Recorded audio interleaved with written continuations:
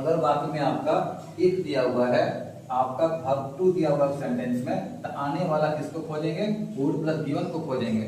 और वहीं पर वुड प्लस बी वन दिया है, किसको खोजेंगे? वी टू को खोजेंगे। अगला कंसेप्ट है इफ दिया हुआ है, हैड प्लस बी थ्री है, तो किसको खोजेंगे? Would have plus B three खोजेंगे। अगर ये दे दिया है, would have plus B three दिया है, तो किसको खोजेंगे? हैड प्लस बी थ्री को खोजेंगे।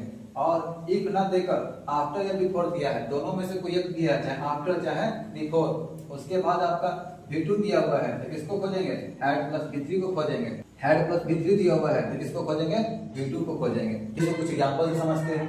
तो आपका पहला एग्जांपल है, तो पहला एग्जांपल नहीं क्या दिया हुआ है? हैड दिया हुआ है, हैड के साथ ये डाइड हमारा V3 दिया हुआ है, ठीक है। Had V3, had plus V3 दिया हुआ है। अब दिया क्या है यहाँ पे? बिफोर, मतलब तीनों में से कौन काम करेगा? ये वाला काम करेगा।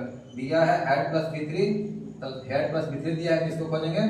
V2 को खोजेंगे। इसमें ऑप्शन देखिए V2 कौन है?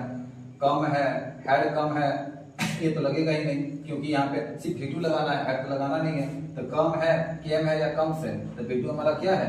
केम है। ठीक है, समझ में आया? अगला एग्जांपल देखिए, इफ दिया हुआ है, दोनों में से कोई एक लगेगा, ठीक है। इफ दिया हुआ है, इफ के बाद क्या है? हैड प्लस V3 है। क्या है? Had plus V3। इफ में हैड प्लस V3 कहाँ है? ये वाला। इफ दिया हुआ है हैड प्लस V3, ये वाला है, ठीक है। तो किसको खोजेगा?